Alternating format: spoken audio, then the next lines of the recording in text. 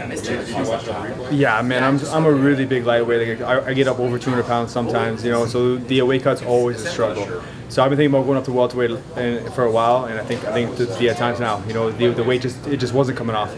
So I was at 159 pounds, and it just wouldn't come off anymore. So I apologize to Thibault. I apologize to the UFC. It's very unprofessional, and I'm gonna do my next fight at 170. Yeah, and the thing that was interesting about that too was you weighed in right at 9. You could have had another 2 hours. Was it just like no? There was no way. There's no way it was coming off. So I figured I might as well just weigh in now and be ready for the fight. Why did you? When did you decide that I can't make cut any more weight? Was it the morning, the night before, or how no, the morning. Like we were cutting right up until the time, and then the weight just wouldn't come off.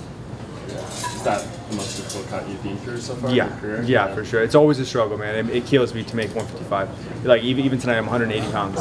You know, so like fight night, I'm usually the biggest I've been like 184. You know, like I'm a really big guy for lightweight. So I just feel like my body will be healthier at that 170, and I can walk around at near fighting weight. You know, instead of having these drastic weight cuts with no IV either. Right. What was the difference then between your previous weight cut to this week? I don't know. There was some reason in training my body wasn't responding. I knew like 5 weeks ago that it was going to be tough. You know, I was stuck, and the weight it just wasn't dropping. I was in great shape. I felt the best I've ever felt in my life, but the weight was staying high. So I honestly couldn't tell you. Said you were splitting time a little bit, doing some stuff back in London, doing Montreal. Just to change things up, just to be closer to home this time around, or was there something specific? Yeah, it's family. You know, I definitely miss I miss my family. I have a great team in London too. I have awesome people. I have Coach Frost. I have Angelo. I have Ash. I have everybody up in Montreal. I try to start gym. You know, it's amazing. But I also have a great team back in London, Ontario. You know, and so going home and seeing my family, you know, it really brings that fire back in me. You know, when I live up Montreal, it's just kind of me there. Back.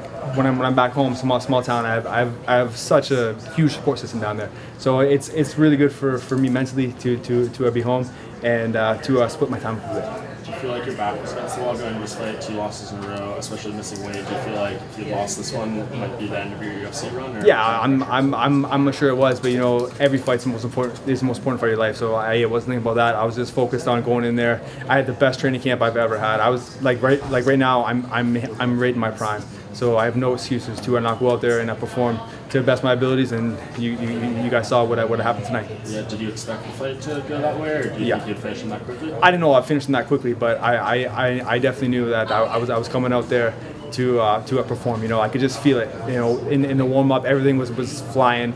All training camp, I was on point, so I knew tonight was definitely going to be my night. And what do you have to do to be successful at welterweight now? Because there's some big guys in that division. People are cutting down from 200+ pounds. What do you have to do in training, or just to compensate physically for? You know, I obviously train with some of the best welterweights in the world, George St. Pierre, Roy McDonald, guys like that every day. You know, and I do well against them, and I'm faster than pretty much every lightweight on the roster. So when I get up to 170, I'm going to beat those guys with speed. Any names that you have in mind? I could care less. No, not at all. But I would love to fight in Toronto. You know, that's 2 hours from where I live in London. So if I can get on that Toronto card, that'd be best case scenario for me. Yeah, you were pretty disappointed not to fight in Ottawa. Is this about as good a result as you could have? This is amazing. I love fighting on that Canadian soil. You know what I mean? So I'm gonna bring another knockout in Toronto in December. Yeah, I know last time we spoke, you mentioned Ross Pearson wanting to get that one back. Is that something that's still? I'm down, man. And I know Ross fought at 170 against Masvidal. So if me and Ross can do it at 170 in Toronto, that would be a dream come true. That would be amazing. Awesome. There you go. All right, cool. Right. Thanks, guys. All right. We're good.